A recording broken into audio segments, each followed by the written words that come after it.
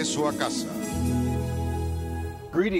Saludos desde Irlanda, bienvenidos al programa del regreso a casa. Me llamo Marcos Groday y soy el anfitrión de este programa, en el cual tengo el gran privilegio de presentarles a personas quienes por su gran fe y amor por Jesucristo han regresado a casa, a la Iglesia Católica.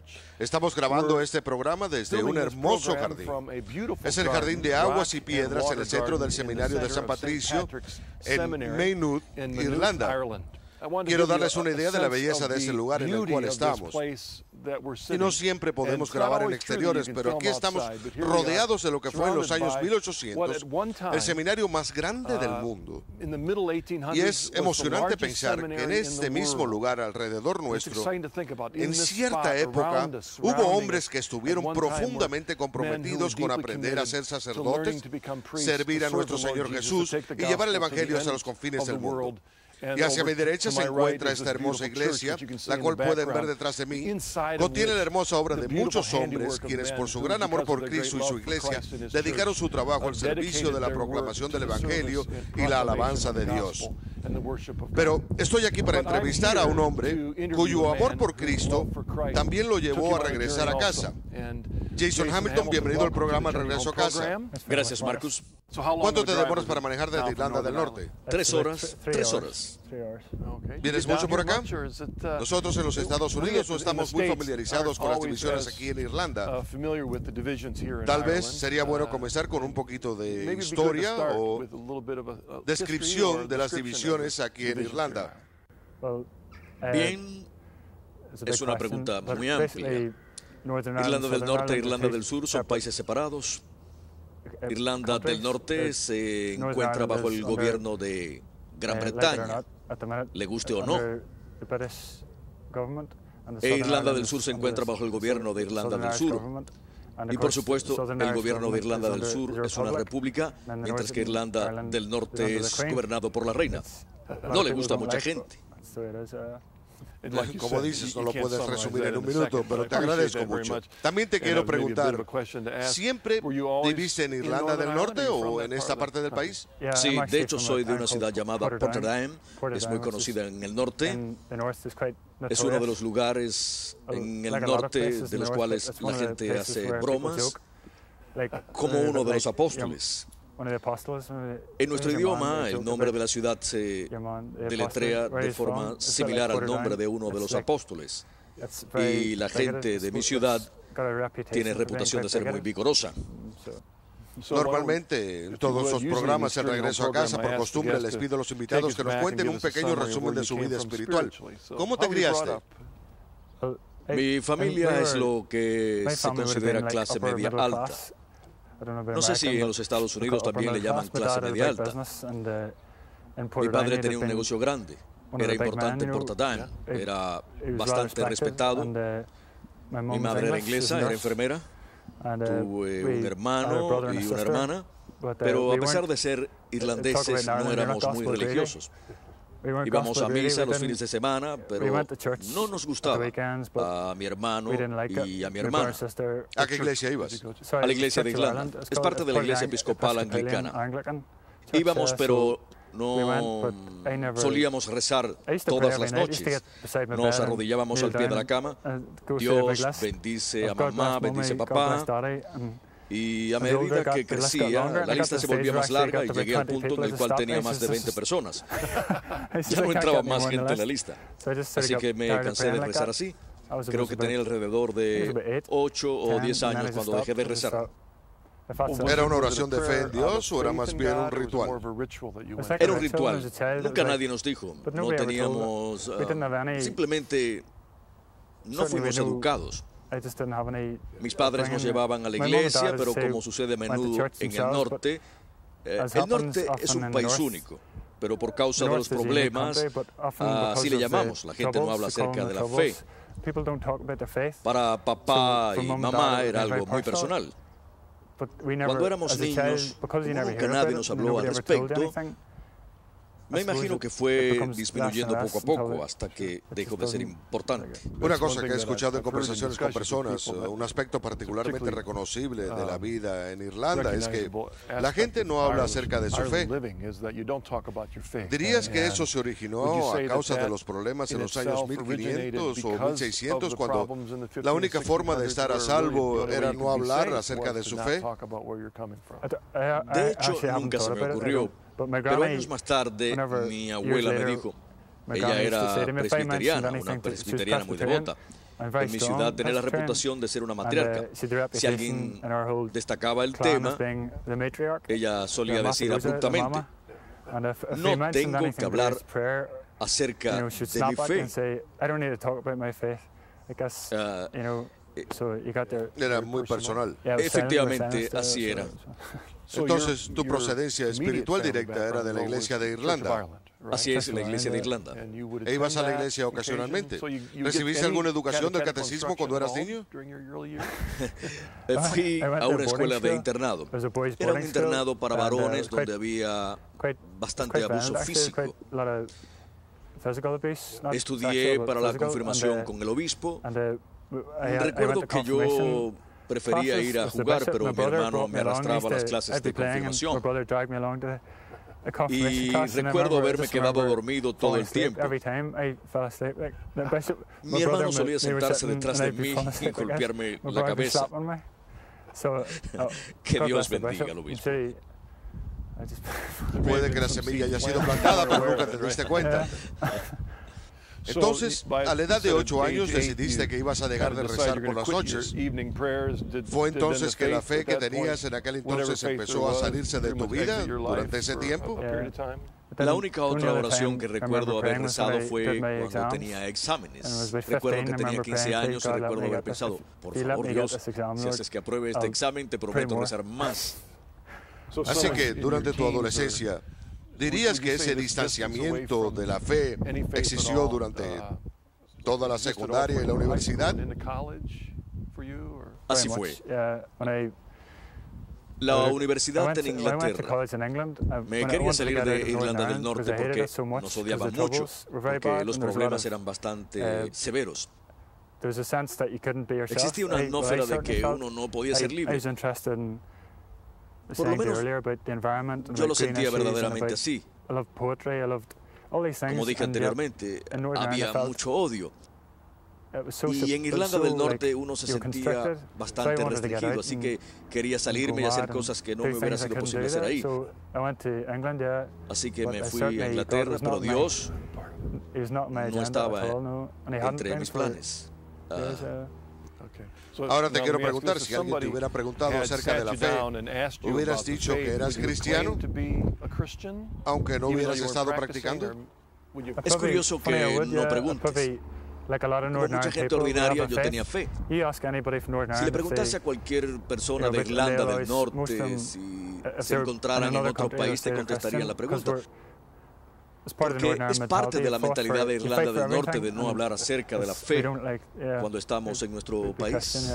Te lo pregunto porque es muy común entre muchos en nuestra audiencia que a causa de donde se encuentra viviendo son cristianos porque ahí es donde nacieron, por la cultura en donde se encuentran. Y tal vez a causa de la crianza que tuvieron, nunca tuvieron el desafío de tener una relación interna con Cristo. Quizás es algo que nunca encontraron. Pero tú dices que dentro de tu propia cultura, en donde nadie habla acerca de su fe, es fácil vivir toda la vida sin tener una conversión genuina. Creo que conozco una o dos personas.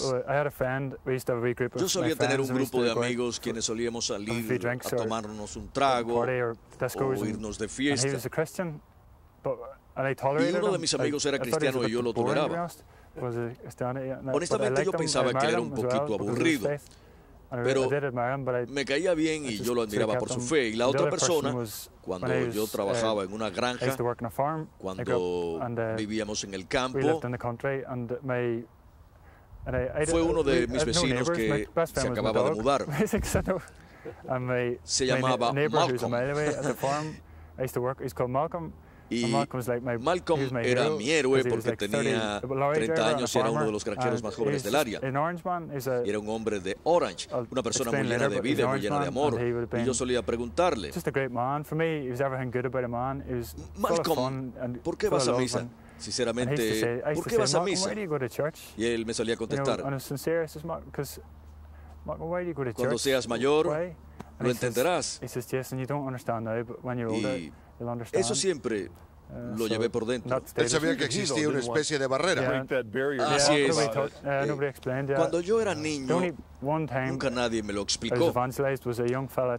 La única vez que recuerdo, teníamos un compañero de clases en la escuela que era cristiano. Y nos encontrábamos en la taberna y él me dijo, empezó a hablar acerca de Jesús. Yo lo respetaba, así que le escuché. Era el único que yo respetaba. Yo odiaba al resto de los cristianos porque me parecían hipócritas. Para mí los cristianos eran como leprosos. Yo los trataba de evitar. Otra cosa fue que en Irlanda del Norte, durante los problemas, todo el mundo alegaba ser cristiano. Algo cultural. Sin embargo, se estaban matando unos a otros en todo el país. Y yo pensaba, si eso es cristianismo, no quiero nada que ver con ello. Tal vez ese sea un buen momento para hablar. Mencionaste a los hombres de Orange porque el tema es que estabas viviendo en un país en donde la mayoría de las personas se consideran cristianas, ya sean protestantes o católicos. Sí. Pero, como dijiste, hay un problema. Solamente son cristianos de nombre. ¿Qué llevó al país en esa dirección? ¿Cuál fue la historia? Nuevamente, sé que es un tema muy amplio. La historia de Irlanda está abierta a la interpretación, pero como dije anteriormente, he estado leyendo bastante sobre la historia recientemente. Una de las ventajas de mi propia experiencia es que yo pasé de un lado al otro. Y una de las ventajas es que me crié sintiendo simpatía por los protestantes.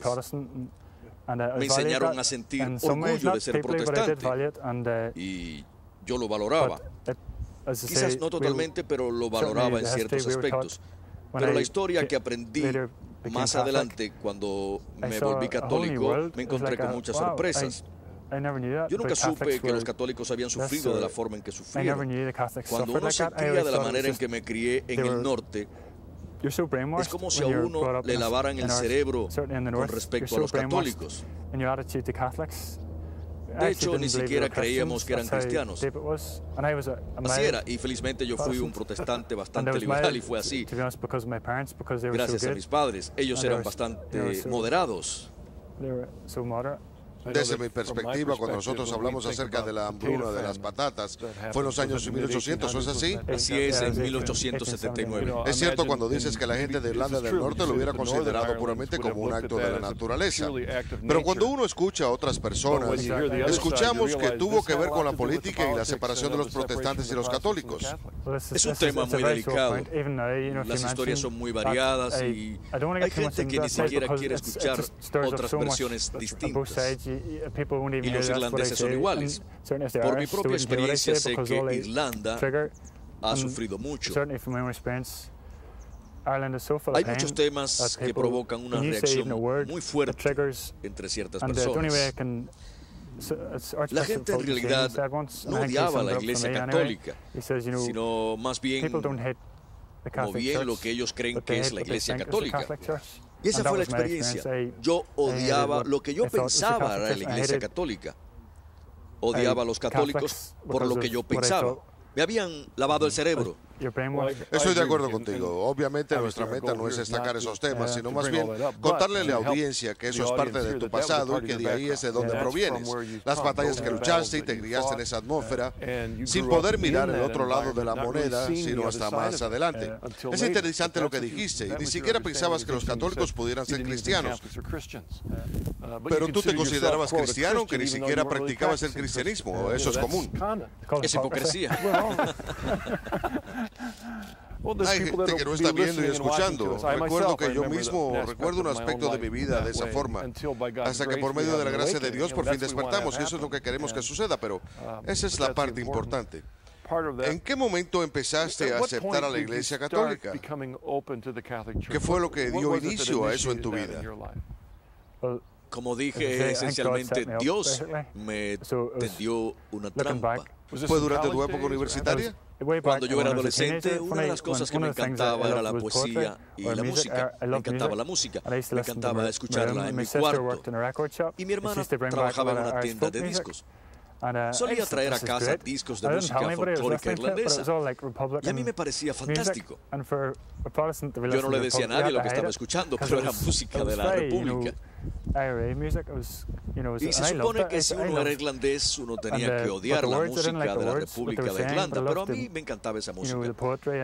No me gustaba la letra, lo que estaban diciendo, pero me encantaba la poesía. Y mi hermana y yo solíamos platicar y nos decíamos que pensábamos que los católicos disfrutaban la vida mucho más que nosotros. Ellos tenían obras de teatro y poesía y arte, y la cultura de ellos parecía más vibrante. Nuestra cultura se trataba de hacer lo correcto, ser honesto, cumplir con la ley, mantener viva la tradición de nuestros antepasados, lo cual es bueno, pero para mí no era suficiente. Se había vuelto algo muy frío. Para mí era algo muy técnico. Me parecía bonito, pero ¿qué tal de Yeats o de Hopkins? Sus libros y obras teatrales.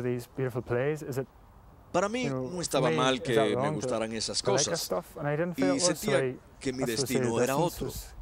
Eso fue lo que te llevó a Inglaterra. Así es. ¿Por qué no? Y la música irlandesa, la música irlandesa, mencionaste las letras, no se trataba de letras cristianas. Mirándola en retrospectiva, ni siquiera se te ocurriría. No diría. En Irlanda tenemos una broma. Nuestras canciones de amor son tristes y nuestras canciones de guerra son alegres. Porque nos gusta una buena pelea, pero el amor se trata siempre de corazones rotos. Entonces esas son algunas de las semillas que fueron plantadas desde un principio, pero no dieron frutos sino hasta después. Fue después que fuiste a Inglaterra que comenzó tu regreso a la iglesia. Como dije, fui a Inglaterra a estudiar ciencias del medio ambiente. Y en esa época, lo que me interesaba era salir con muchachas y me involucré con el alcohol y las drogas, me dediqué a beber y fumar drogas. Me volví un poco loco, y después de un año, cuando dicen que te volviste un poco loco, un poco descarriado. No solamente bebía, sino que bebía en exceso. No recuerdo exactamente cuánto tiempo, pero alrededor de un año después me fui de vacaciones con mi novia. Nos fuimos de excursión y me tuve que recostar contra una pared y empecé a sollozar. No sabía qué era lo que me pasaba. Ella tampoco. Y esto sucedió varias veces. Me tuve que detener varias veces. Finalmente fui con un médico y me recetó unas pastillas que no funcionaron y de hecho empeoré.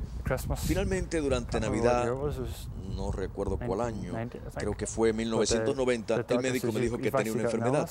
En Estados Unidos le llaman síndrome de fatiga crónica. Sí, la conozco. Y aquel entonces me encontraba tan mal que me estaban dando medicamento incluso más fuerte y debilitando totalmente mi sistema inmunológico. Me encontraba bastante enfermo. En cierta forma sentí algo de alivio porque por lo menos sabía qué era lo que estaba mal conmigo. El médico me dijo que iba a estar bastante enfermo durante cerca de 7 años. Me dijo que no me iba a ser posible hacer mucho durante 7 años. ¿Por qué 7 años? ¿Es el tiempo que iba a demorar en sanar tu sistema inmunológico? Para ese entonces mi enfermedad estaba bastante avanzada. En aquel entonces ya habían pasado 3 años y yo puse mucho esfuerzo de mi parte. Me dediqué a hacer ejercicio. Se supone que uno tiene que descansar, pero yo no me quise dar por vencido e hice lo opuesto. pero en realidad se supone que uno tiene que descansar.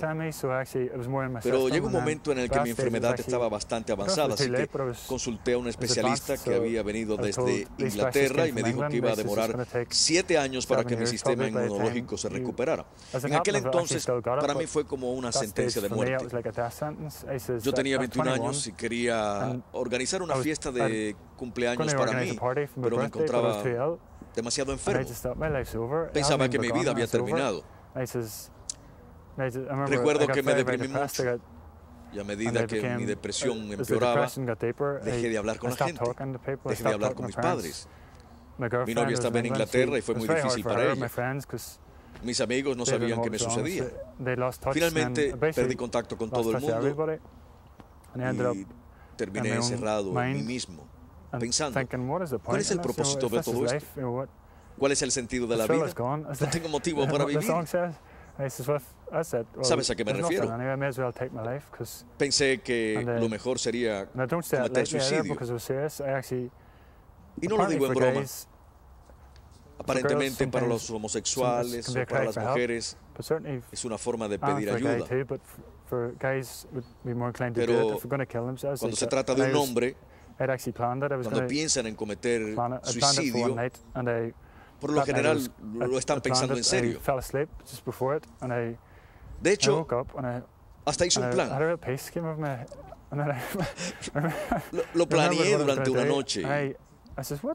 Y la noche en que lo planeé, me acosté a dormir. Me desperté y recordé lo que acababa de planear. Y me pregunté, ¿cómo se me ocurre cometer suicidio? Y lo que me causó también fue si mi plan no funcionase. Se suponía que iba a tomar unas pastillas que iban a destruir mi estómago, pero si no me mataban iba a terminar sufriendo mucho dolor. Pensé, tengo bastante sufrimiento en este momento, no quiero más. Pero igual no tenía ganas de vivir, no lo tenía muy claro en ese entonces. A veces me encontraba fantaseando acerca del suicidio. Pero en esa época tuve otras experiencias. Tenía una amiga que fue curada de una enfermedad de manera milagrosa. Me vino a visitar y le pregunté, ¿qué fue lo que te pasó? Me contestó, Dios me sanó. ¿Qué quieres decir con que Dios te sanó? Me dijo nuevamente, Dios me sanó, no dijo nada más.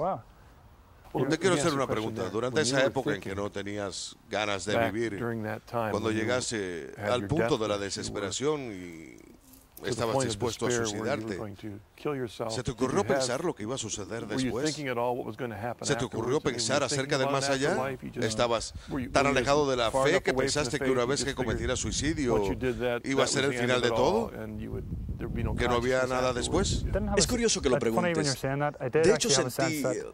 No creía en el infierno, pero definitivamente creía que iba a sufrir mucho. Tal vez Dios hizo que sintiera que iba a sufrir mucho si me suicidara. Y recuerdo haber pensado, no quiero seguir sufriendo, ya he sufrido suficiente.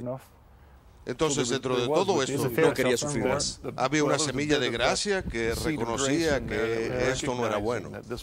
Desafortunadamente hay personas quienes, como no tienen una educación en la fe, cuando consideran el suicidio, creen que esa es la respuesta. Exactamente, creen que van a ser felices. Para mí, como dijiste, Dios me permitió ver que esa no iba a ser la respuesta. La gente cree que cuando muere que todo se acabó, que no van a sufrir más, pero no es así. De hecho, el sufrimiento ni siquiera ha comenzado. Punto maravilloso de la fe, es inexplicable, pero evitó que te suicidaras. Sí. Pero entonces tu amiga te habló de su sanación. Cuando ella te lo contó, a pesar de no darte detalles, ¿se encendió tu fe? Lo que me sorprendió fue que siempre pensé que Dios, por mi fe, que estaba allá arriba, en las nubes, sin involucrarse en nuestras vidas. Pero lo que me sorprendió fue que Dios estuviera involucrado en nuestras vidas, en mi vida. Y la otra cosa que sucedió fue que empecé a rezar. Le empecé a pedir a Dios cosas específicas y me contestó esa noche, milagrosamente. Espera un momento, súbitamente te sentiste atraído a la oración. ¿De dónde salió eso? Creo que fue gracias a mi amiga y su testimonio. Pensé que valía la pena hacer el intento de rezar y recibí una respuesta inmediatamente. Fue algo milagroso. Dios es increíble porque recibí una respuesta en 20 minutos y fue una cosa muy grande lo que le pedí a Dios. Y me contestó. Y luego le pedí algo más. Y me contestó. Y lo que me llamó la atención, ni siquiera se trataba de que yo estuviera buscando algo, simplemente quise hacer la prueba. Y entonces me di cuenta de que Dios me ama. Fue sobrecogedor. Recuerdo que cuando empezamos la entrevista también lo sentí. Alabado sea Dios. Que Dios me ama. Es sobrecogedor. El amor de Dios Padre me saturó como su hijo. Fue algo constante. Cada vez que rezaba el credo yo lloraba porque sentía que... Entonces sentías la obra de la gracia dentro de ti, pero me imagino que como no tenías esa educación para explicarla, no entendías de manera clara lo que estaba sucediendo. ¿Qué es lo que estaba sucediendo entonces? Sí, se trataba de un sentimiento, pero era la gracia. Me sentía amado. Fue la primera vez que me sentía amado por Dios y yo quería más de eso. Pero también me di cuenta que tenía que tomar una decisión. Fue cuando la poca inteligencia que tenía empezó a funcionar. Pensé que si Dios me amaba, entonces ¿cuál era mi parte? Mi salud empezó a mejorar, lo cual obviamente ayudó un poco. Y quise regresar a la universidad para terminar mi carrera. Y tuve un sueño. En un sueño, Dios me dijo que lo intentara. No me dijo otra cosa, sino que confiara en Él. Y luego tuve otro sueño en el cual yo estaba en una torre y tenía que saltar, no tenía otra opción. Y salté y una mano enorme me agarró. Y yo estaba volando, subido sobre esa mano. Y luego la mano desapareció, pero seguí volando. Dios todavía me estaba sosteniendo, pero no lo podía ver ya más. Y ese mismo sueño continuó durante muchos años. Todavía lo tengo a veces. Fue una señal para que confiara por medio de la fe. Regresé a la universidad y fue muy difícil porque no sabía a dónde ir. Todavía estabas enfermo. Sí. Todavía sufrías por causa de tu enfermedad. Así es, estaba muy enfermo y rezaba de todo corazón. Le pedí a Dios a alguien con quien pudiera ir a misa, preferentemente una muchacha bonita. De hecho, era verdad. Media hora después me encontraba en la casa de unos amigos y llegó una muchacha muy bonita. Y creo que le mencioné que Dios me había ayudado. Y ella me preguntó, ¿te gustaría venir a misa conmigo? Por supuesto que le dije que sí. Me llevó a su iglesia, pero no me gustó mucho. No quiero decir cuál era la denominación, pero era protestante. Una cosa que me llamó la atención era que estaba basada en el pastor. Era un hombre muy bueno y me gustaba. Pero ¿qué sucedía si se moría? Quería decir que la iglesia se terminaba. Y eso hizo que yo emprendiera el camino. ¿Qué te parece si nos detenemos ahí, hacemos una pausa y regresamos? Porque te acababan de invitar a una iglesia y parece que Dios, por medio de su gracia, te empezó a empujar poquito a poco de regreso a casa. Hablaremos de eso cuando regresemos.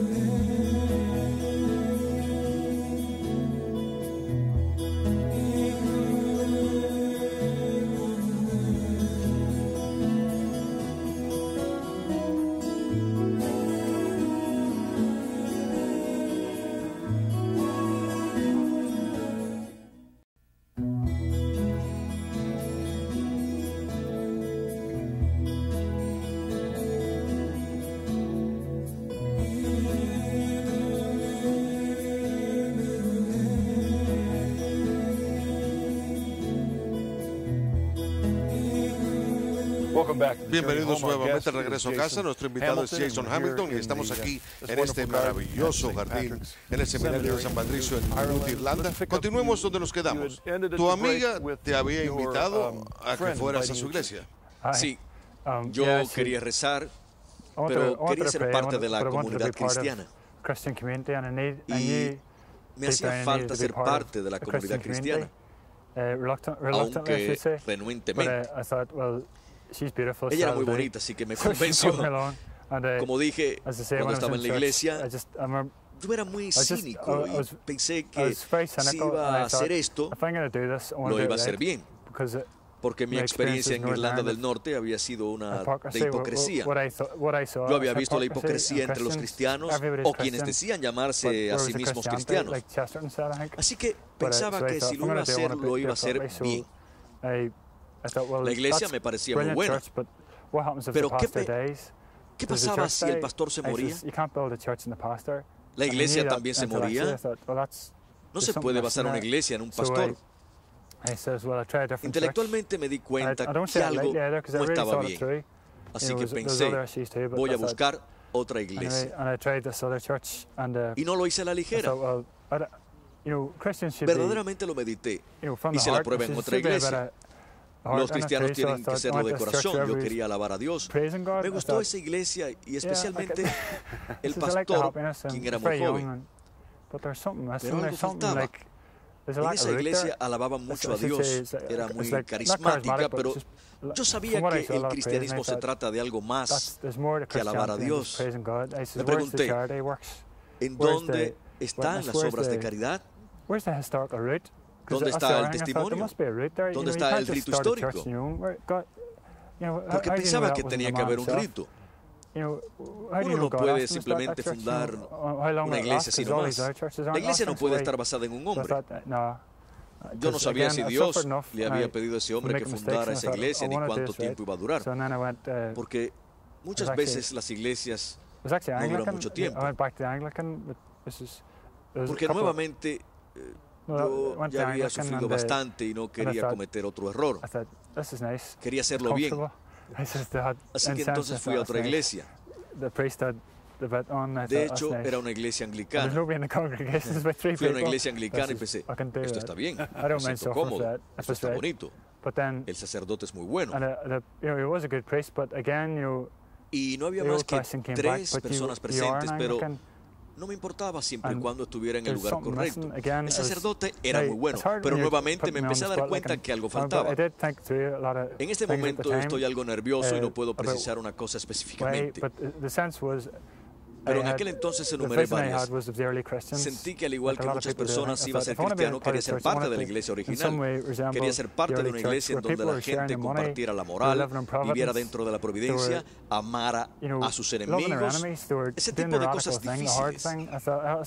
Y para ser honesto, simplemente no lo vi en la iglesia anglicana. Y la otra cosa que me preocupaba, aparte del rito histórico, yo no soy historiador, pero uno no puede fundar una iglesia simplemente porque es el rey de Inglaterra, ¿no? ¿Acaso la gente no lo ve? Uno no puede fundar una iglesia porque se quiere volver a casar. No es una razón para fundar la iglesia. Y no tengo ninguna intención de faltarle el respeto a la iglesia de Irlanda. La sigo amando. No quiero faltarle el respeto a los anglicanos. Son personas devotas. Los amo y la razón por la cual me volví cristiano fue por ellos. Son buenas personas y los admiro y gracias a ellos me puedo llamar cristiano. Pero bueno, cuando terminé mi carrera tenía la intención de encontrar la verdadera iglesia donde fuera que estuviese. Aunque tuviera que ir a buscarla a Palestina y mudarme allá y usar sandalias. Verdaderamente pensaba así. Emprendí un peregrinaje en Escocia, rezaba y ayunaba. Fui a una comunidad nueva, era en Fenhorn. Aparentemente es donde estaba el origen de todos los movimientos Nueva Era, porque estaba muy interesado en los asuntos relacionados con el medio ambiente y yo pensaba que esas personas eran mucho más cristianas que aquellos que se llamaban a sí mismos cristianos. Y fui a entrevistarnos y les pregunté ¿quién pensaban ellos que fue Jesús? Porque como parte de mis estudios tenía que realizar un trabajo investigativo. Así que decidí que iba a ir donde estas personas y preguntarles quién pensaban ellos que era Jesús. Y ninguno de ellos alegaba ser cristiano. En aquel entonces yo estaba leyendo la vida de Santa Teresa de Ávila y me ayudó a trazar mis metas. Recuerdo que le pregunté al líder de la comunidad, ¿ustedes son cristianos? Y me contestó, tenemos el Espíritu de Cristo dentro de nosotros. Le pregunté, es muy fácil decirlo, pero ¿creen en la persona de Jesucristo? ¿Creen en la persona histórica que vivió y murió por nosotros? Yo me estaba basando en la idea de que Cristo es nuestro Salvador.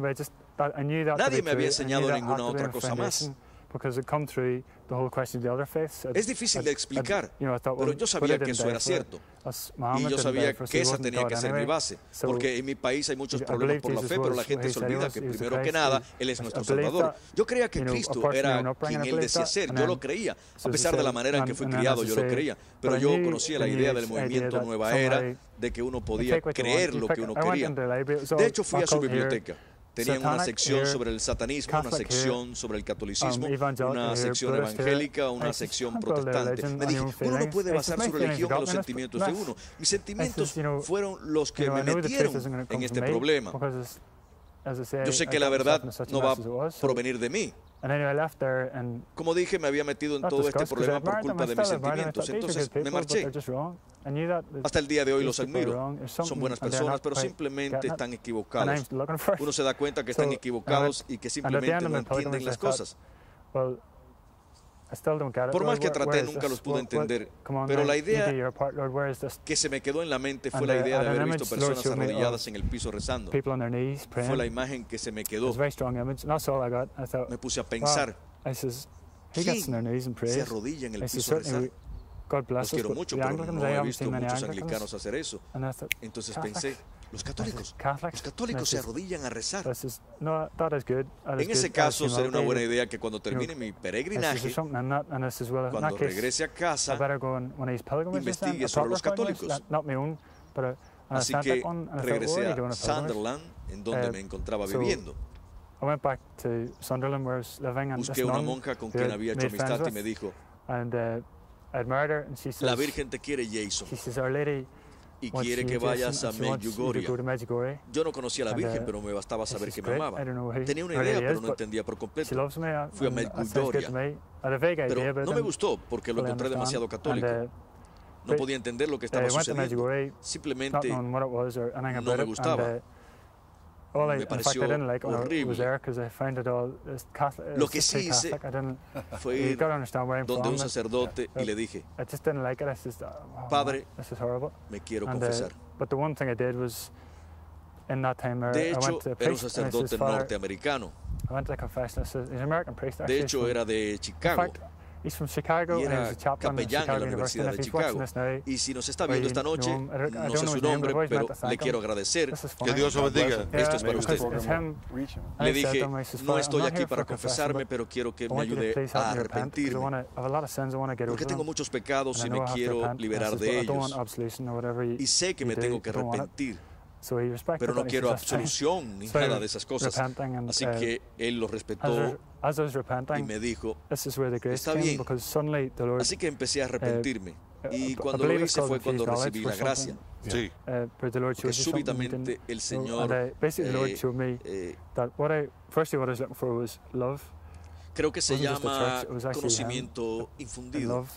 Cuando el Señor le muestra algo a alguien y uno lo reconoce, esencialmente el Señor demostró que en primer lugar, lo que yo estaba buscando era amor. No se trataba meramente de una iglesia, sino del amor.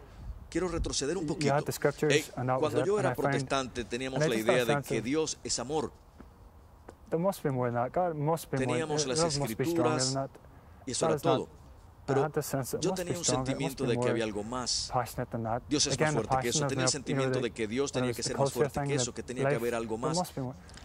Nuevamente era el aspecto cultural. Así que nuevamente en Medjugorje, en el confesionario, el Señor demostró que esa pasión, ese amor no lo iba a encontrar en otro lugar sino en Él. El Señor demostró que Jesucristo verdaderamente está presente en el Santísimo Sacramento y que no solamente quiere que seamos parte del cuerpo, sino de todo. Y luego el Señor me mostró una segunda cosa.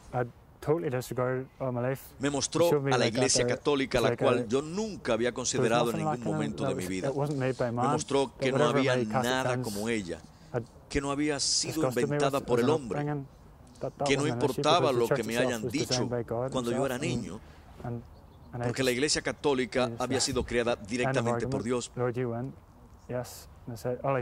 Y ese fue el final de la discusión. Entonces fue cuando lo acepté. Le dije sí al sacerdote. Fue entonces cuando acepté a los santos. Fue entonces cuando acepté todas esas cosas. Entonces le llamas el don del conocimiento infundido. En el programa El Regreso a Casa, cada vez que hablamos acerca de la conversión, escuchamos las historias de quienes por un lado lo aceptan de forma intelectual, pero por el otro lado la conversión es obra de la gracia. Es un misterio, es difícil de explicar cómo es. Y nos cuentas que en aquel momento te pudiste dar cuenta que ese sacerdote interrumpió tu confesión con la pregunta precisa que te hacía falta escuchar para que la gracia encendiera la chispa. Le tengo que dar gracias a Dios. Yo no sabía lo que necesitaba, pero Dios lo sabía. Como un anglicano nominal, ¿qué es lo que tú eras? ¿Qué pensabas acerca de la presencia real? Ni siquiera pensaba en ella, pero en Irlanda teníamos un dicho.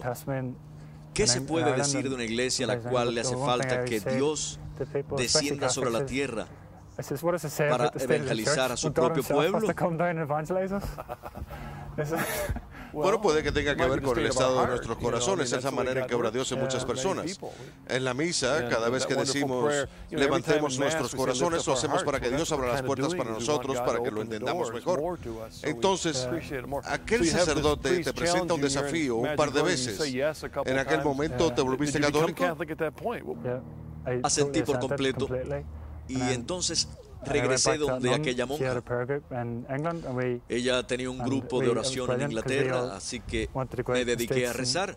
Y todos en el grupo queríamos salir a evangelizar al mundo entero. Y lo hicimos. Me puse a recorrer las calles muy contento a evangelizar. ¿Qué sentiste cuando regresaste? ¿Sentiste la misma inquietud que anticipaste cuando te estabas inclinando por la iglesia? Era diferente en Irlanda del Norte, porque en Irlanda del Norte hubiera sido muy peligroso que yo me hubiera vuelto católico. Hubiera sido muy peligroso. Pero en Inglaterra, mis amigos... en realidad no tenía amigos. No eran amigos verdaderos, porque no se quedaron conmigo. Pero fue mi culpa y no la culpa de ellos, porque era una amistad basada en la diversión y en mí mismo. No era una amistad verdadera. ¿Sentiste que hubo una separación de sus amigos? Fue más que ellos se distanciaran de mí. Me dolió, pero me di cuenta que no era una amistad de verdad. No estaba basado en una verdadera amistad. Entonces dices que tu llamado para ir a Inglaterra fue en sí mismo obra de la gracia. Te colocó en un lugar en donde podías abrirte al respecto, en tanto que en Irlanda del Norte eso no habría sucedido. Así es.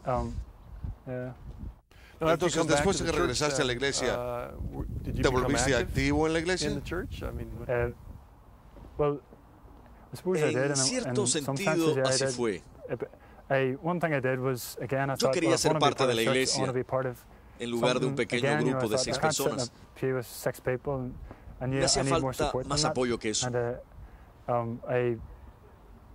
De hecho, fui a aquel lugar, no me acuerdo cómo se llama,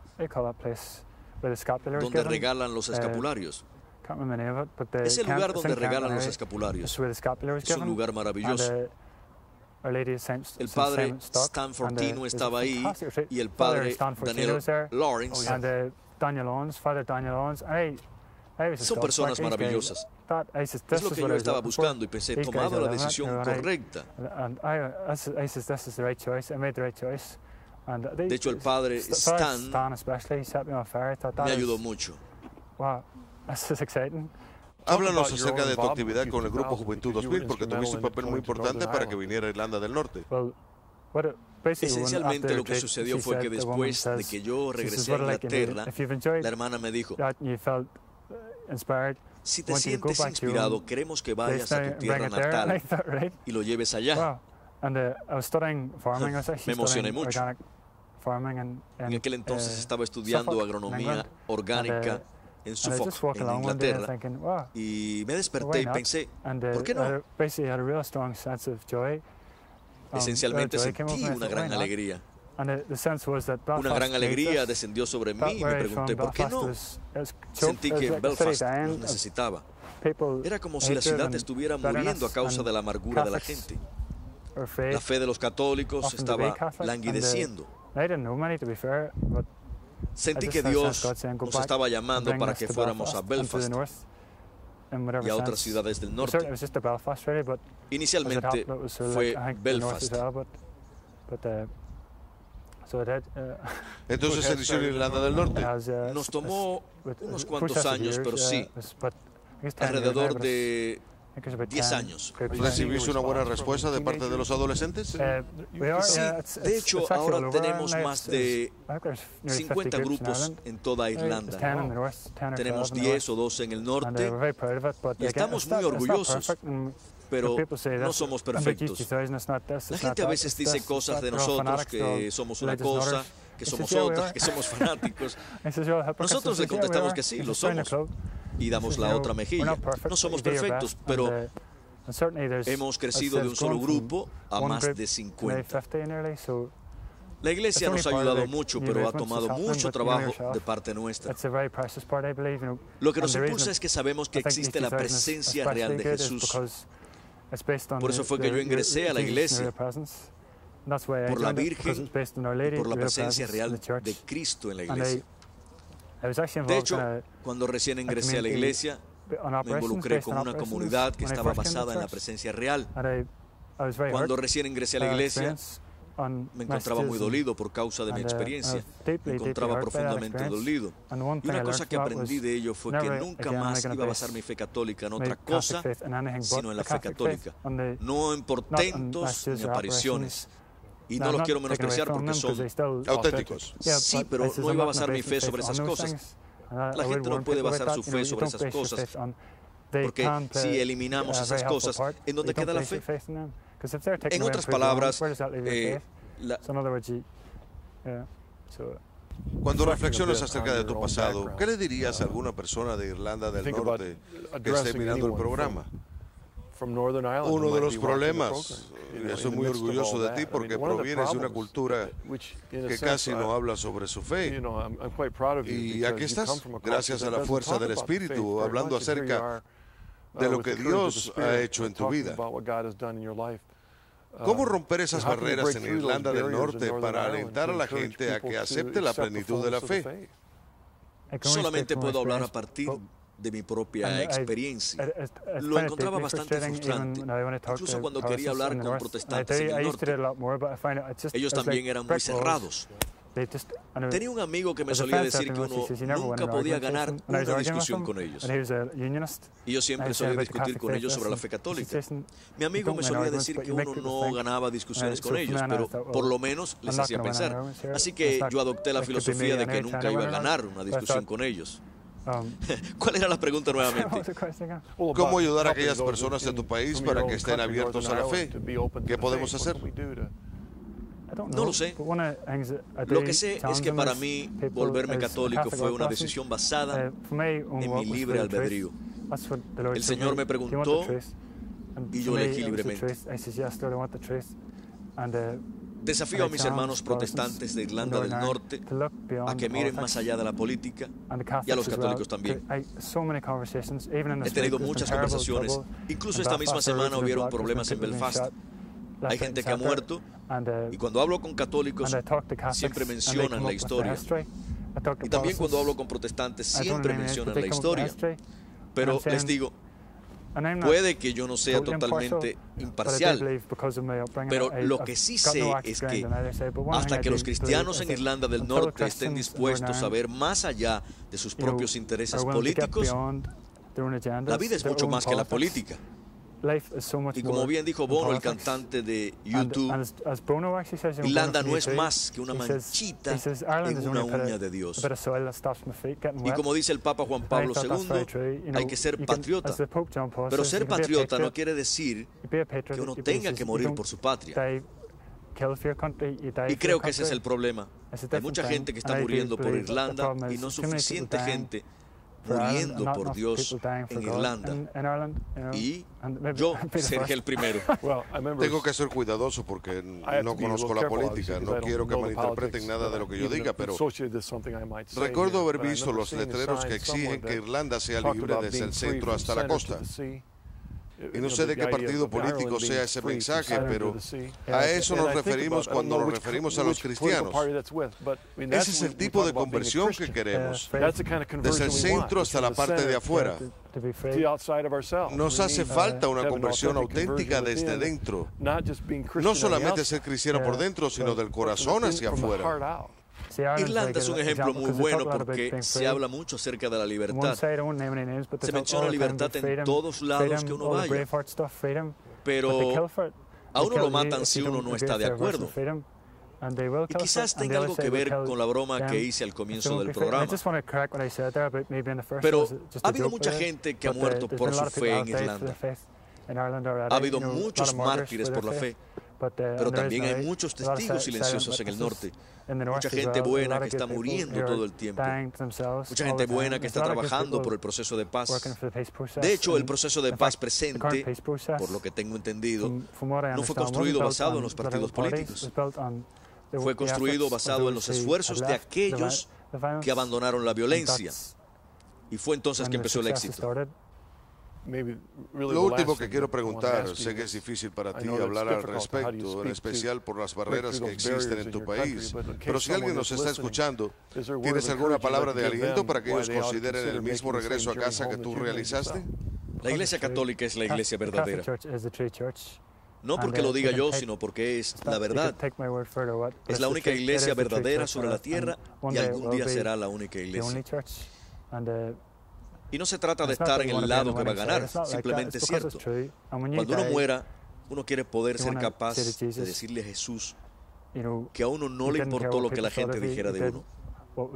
No sé cómo funciona la gracia, pero yo recibí la gracia. Tal vez alguna gente no reciba la gracia, pero les quiero animar a que estén abiertos a la idea de lo que verdaderamente es la Iglesia Católica. Y nuevamente, a que superen los problemas que tuvimos en Irlanda y que miremos lo que la Iglesia Católica enseña en lugar de lo que uno piensa que enseña. Y en particular mirar la historia de Irlanda, de los grandes santos que tenemos y de la fe de los miles y miles de fieles cristianos que formaron la base de esta maravillosa isla que tenemos aquí. No sé cuándo será, pero cuando sea la voluntad de Dios, tendremos paz en el norte. Los problemas se remontan hasta la Reforma. Tenemos muchos problemas en Irlanda porque la gente todavía se ha quedado atascada en la época de la Reforma. El otro día escuché decir a un locutor de la radio que seguimos teniendo los mismos debates desde hace 300 años. No hemos progresado, pero tal vez por medio de la gracia de Dios lo hemos de superar. Hay mucha gente que vive y sufre en silencio. Le pedimos a esa gente que rece por Irlanda del Norte para que tengamos un verdadero ecumenismo y para que los católicos muestren su fe.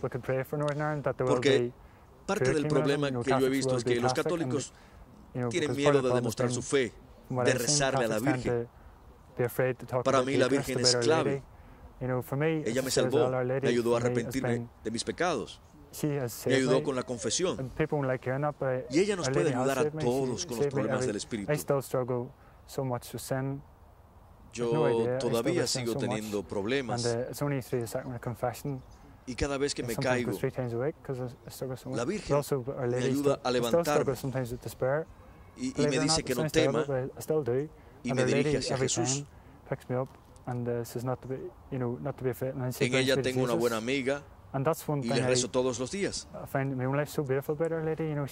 Ella me acerca a Jesús para nunca alejarme de Él. Ella tiene un lazo con Jesús que nunca puede romperse. Y siempre se lo digo a la gente. La gente dice que nosotros adoramos a la Virgen. Nosotros no adoramos a la Virgen. Ella intercede por nosotros. Ella intercede por nosotros, es nuestra madre. En la cruz Cristo nos la dio como madre. No se trata de idolatría. Nuevamente, la Iglesia Católica no tiene idolatría. Somos una familia, tenemos una madre, tenemos un padre, tenemos un hermano. Nuevamente, gracias por acompañarnos. Sé que es difícil porque sé que vienes de una cultura en la cual la gente no habla sobre su fe.